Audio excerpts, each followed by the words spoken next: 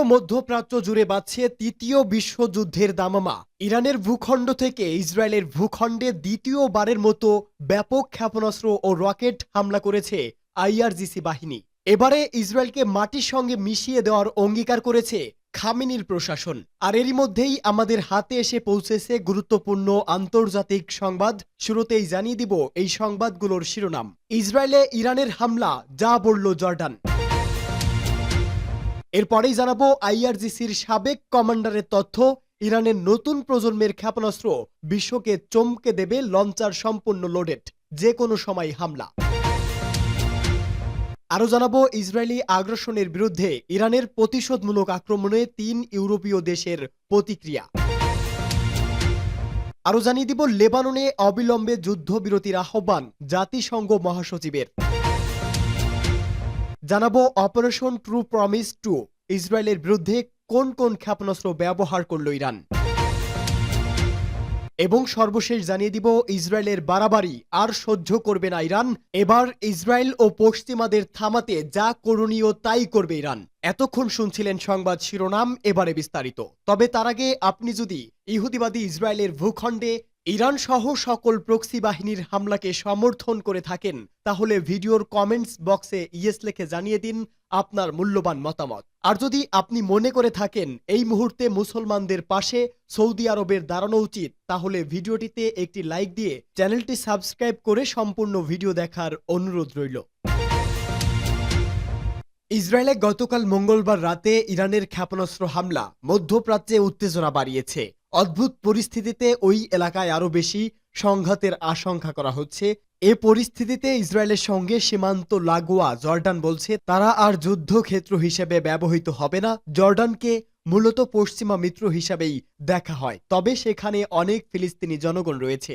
গত এপ্রিলে ইসরায়েলে ইরান যখন হামলা করেছিল, তখন ইরানের ক্ষেপণাস্ত্র ধ্বংস করতে যুক্তরাষ্ট্র ও ইসরায়েলকে সাহায্য করছিল জর্ডান। জর্ডানের স্বরাষ্ট্র মন্ত্রণালয় জানিয়েছে রাজধানী আম্মান সহ দেশের বিভিন্ন স্থানে ক্ষেপণাস্ত্রের কিছু অংশ পড়েছে। দেশটির একজন মন্ত্রী মোহাম্মদ আল মোমেনি আল মালাকা টিভি চ্যানেলকে বলেছেন, জর্ডানের অবস্থান সবসময় ছিল যে তারা কারো জন্য যুদ্ধক্ষেত্র হবে না। জর্ডান এবং এর জনগণকে রক্ষা করা আমাদের প্রথম দায়িত্ব। ক্ষেপণাস্ত্র বা ধ্বংস অবশেষ পরে 3 জন সামান্য আহত হয়েছে বলেও জানিয়েছে আল মোমিনি। রাষ্ট্রীয় মিডিয়া সম্প্রচারিত বিভিন্ন প্রতিবেদনে ক্ষয়ক্ষতির চিত্র দেখা গেছে বলে জানিয়েছে সিএনএন। আম্মানের উত্তর পশ্চিমে বালকা গভর্নরেট থেকে একটি লাইভ প্রতিবেদনে একজন সাংবাদিক জানান, সেখানে 2 মিটার লম্বা ক্ষেপণাস্ত্রের একটি টুকরা এসে পড়েছে। জর্ডানের সামরিক বাহিনী দেশের জনগণকে বাড়িতে থাকতে এবং তার সব বাহিনীকে প্রস্তুত থাকতে বলেছেন। জর্ডানের একজন কর্মকর্তা জানিয়েছে, জর্ডানের আকাশ সীমায় ক্ষেপণাস্ত্র ঢোকানো হয়েছে। এর আগে এপ্রিলের 13 তারিখে ইরান যে ড্রোন ও ক্ষেপণাস্ত্র হামলা চালিয়েছে, তখনও সেগুলো ঠেকিয়ে দিয়েছিল জর্ডান। মঙ্গলবার রাতে ইরান যে হামলা চালিয়েছে তার অন্যতম লক্ষ্য ছিল ইসরায়েলের নেভাতিম বিমান ঘাঁটি। সিএনএন হামলার ভিডিও বিশ্লেষণ করে জানিয়েছে, নেভাতিম ঘাঁটিতে অন্তত কয়েক ডজন মিসাইল ছুড়েছে ইরান। সেগুলো একের পর এক ঘাঁটিতে আঘাত হানতে দেখা গেছে। সূত্র সিএনএন। আইআরজিসির সাবেক কমান্ডারের তথ্য, ইরানের নতুন প্রজন্মের ক্ষেপণাস্ত্র বিশ্বকে চমকে দেবে, লঞ্চার সম্পূর্ণ লোডেড। ইসলামী প্রজাতন্ত্র ইরানের বিপ্লবী গার্ড বাহিনী বা আইআরজিসির সাবেক কমান্ডার মোহাম্মদ ইসমাইল কাউসারি বলেছেন, ইরানের হাতে নতুন প্রজন্মের যে সমস্ত ক্ষেপণাস্ত্র রয়েছে তা দিয়ে যদি ইহুদিবাদী ইসরায়েলের উপর হামলা করা হয়, তাহলে সারা বিশ্ব অবাক হয়ে যাবে। তিনি বলেন, এ সমস্ত ক্ষেপণাস্ত্র লঞ্চার সম্পূর্ণভাবে প্রস্তুত রয়েছে এবং তাতে ক্ষেপণাস্ত্র লোড করা আছে। ইরানের হামলার জবাবে ইসরায়েল কোনো ধরনের পাল্টা পদক্ষেপ নিলে ইরান এ সমস্ত ক্ষেপণাস্ত্র ব্যবহার করবে। তিনি বলেন, আমাদের দেশের বহু স্তরের ক্ষেপণাস্ত্র প্রতিরক্ষা ব্যবস্থা রয়েছে এবং সেগুলো সর্বোচ্চ পর্যায়ে প্রস্তুত আছে। কমান্ডার কাউসারি বলেন, আমাদের অনেক ক্ষেপণাস্ত্র প্ল্যাটফর্ম এখনো বের করা হয়নি।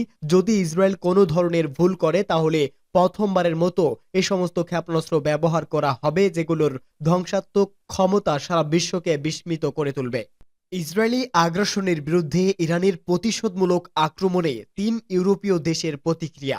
ইসরায়েলের উপর ইসলামী প্রজাতন্ত্র ইরানের ক্ষেপণাস্ত্র হামলার ব্যাপারে প্রতিক্রিয়া জানিয়েছে ইউরোপীয় ইউনিয়ন, ফ্রান্স, জার্মানি ও ব্রিটেন। ইউরোপীয় ইউনিয়ন, জার্মানি ফ্রান্স এবং ব্রিটেনের শীর্ষ নেতারা ইহুদিবাদী ইসরায়েলের সন্ত্রাসী ও অবৈধ কর্মকাণ্ডের কথা উল্লেখ না করে মঙ্গলবার ইসরায়েলে ইরানের ইসলামী বিপ্লবী গার্ড বাহিনী আইআরজিসির ক্ষেপণাস্ত্র হামলার বিষয়ে প্রতিক্রিয়া জানাতে গিয়ে দখলদার ইসরায়েলের অপরাধযোগ্যকে সমর্থন করেছেন। পার্সটুডের মতে ইউরোপীয় ইউনিয়নের পররাষ্ট্র নীতি বিষয়ক প্রধান কর্মকর্তা জোসেফ বোরেল সমগ্র অঞ্চল জুড়ে অবিলম্বে যুদ্ধবিরতির আহ্বান জানিয়ে দাবি করেছেন তারা একটি ব্যাপক আঞ্চলিক যুদ্ধ ঠেকাতে সহায়তা করার জন্য সম্পূর্ণ প্রস্তুত রয়েছে। তিনি বলেন, আক্রমণ এবং প্রতিশোধের বিপজ্জনক পরিণতি নিয়ন্ত্রণের বাইরে চলে যাওয়ার ঝুঁকি রয়েছে। এদিকে ইউরোপীয় কাউন্সিলের সভাপতি এবং এই ইউনিয়নের পররাষ্ট্রনীতির দায়িত্বে থাকা কর্মকর্তা চার্লস মিশেল বলেছে, মধ্যপ্রাচ্যে উত্তেজনাকর পরিস্থিতি এখনই শান্ত করতে হবে এবং আঞ্চলিক যুদ্ধ কারো স্বার্থ রক্ষা করবে না। ইসরায়েলে ইরানের নজিরবিহীন ক্ষেপণাস্ত্র হামলার কথা উল্লেখ করে ফরাসি প্রেসিডেন্ট ইমানুয়েল ম্যাক্রো বলেন, পারস্য ইসরায়েলের নিরাপত্তা রক্ষায় তাদের অঙ্গীকারের নিদর্শন হিসেবে পশ্চিম এশিয়ায় ফ্রান্সের সামরিক স্থাপনাগুলোকে সক্রিয় করেছে। অন্যদিকে জার্মানির পররাষ্ট্রমন্ত্রী আনালনা বারবুক এই অঞ্চলে উত্তেজনা সৃষ্টিকারী ইসরায়েলের সন্ত্রাসী কর্মকাণ্ডের কথা উল্লেখ না করে ইসরায়েলি আগ্রাসনের জবাবে ইরানের ক্ষেপণাস্ত্র হামলা অবিলম্বে বন্ধের আহ্বান জানিয়েছে। ব্রিটিশ প্রধানমন্ত্রী কিয়ের স্টোমার বলেছে, আমরা ইসরায়েলের পাশে আছি এবং ইরানের বিরুদ্ধে ইসরায়েলের আত্মরক্ষার অধিকারকে স্বীকৃতি দিচ্ছি।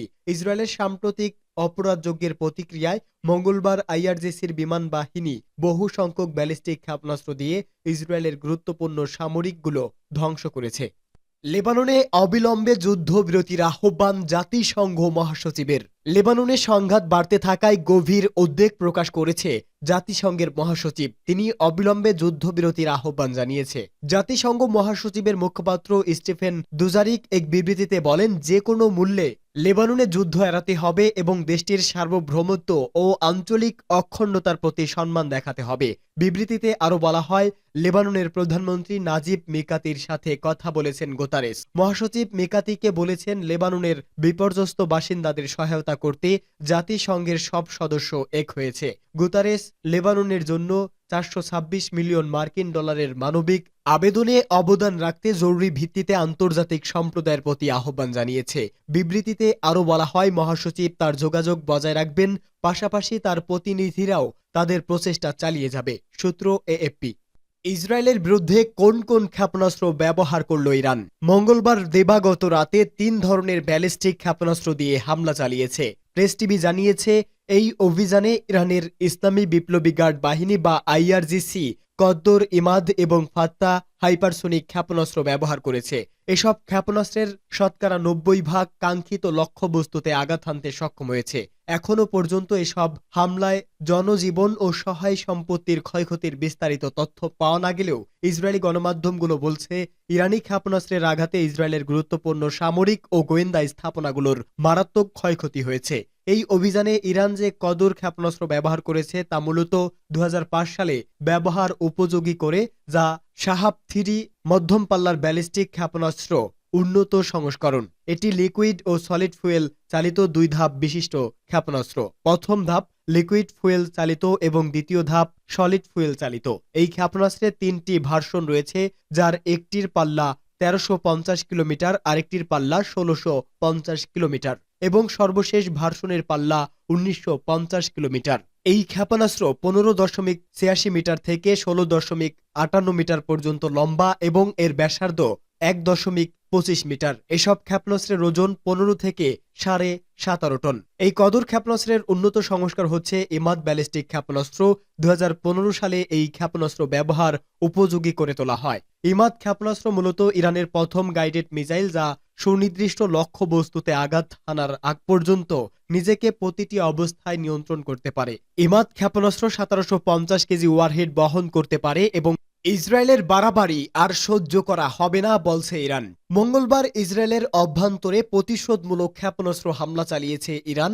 একই সঙ্গে মধ্যপ্রাচ্যে ইসরায়েলের ক্রমাগত অপরাধ আর সহ্য করা হবে না বলে হুঁশিয়ারি দিয়েছে দেশটির সশস্ত্র বাহিনীর chief of staff major general Mohammad Hossain বাঘেরি। গত 2 মাসে তেহরানকে কঠিন সময় পার করতে হয়েছে জানিয়ে বাঘেরি তার মতে, ইসমাইল হানিয়া হত্যাকাণ্ডের পরও গাজায় যুদ্ধবিরতি প্রতিষ্ঠার জন্য ইরান সংযত ছিল। বাঘেরি বলে, গত 2 মাস ইরানি জাতি এবং আমাদের মিত্র শক্তির জন্য অত্যন্ত কঠিন সময় ছিল, কিন্তু ইসরায়েল যুক্তরাষ্ট্রের সমর্থন নিয়ে একের পর এক অপরাধ বৃদ্ধি করেছে। বাঘেরি আরো বলে, ইসরায়েলের ঘৃণ্য আচরণ সত্ত্বেও ইরান শুধুমাত্র তেল আবিবের সামরিক কেন্দ্রগুলোকে লক্ষ্যবস্তু করেছে। এছাড়া এই হামলায় তেহরান লক্ষ্য অর্জন করেছে বলেও দাবি করেন তিনি।